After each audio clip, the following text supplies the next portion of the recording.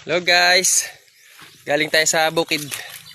Namuti tayo ng mga pipino. Ayan guys. Tapos ito yung mga kabukiran. Ito yung mga tanim natin na mga gulay, pipino, ampalaya, talong. Ayan guys. Dito sa probinsya, basta masipag ka,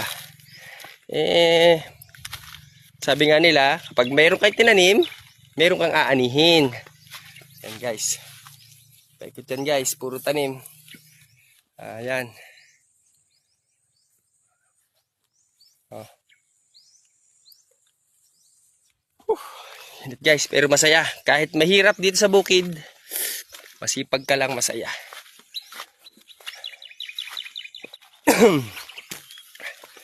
Init.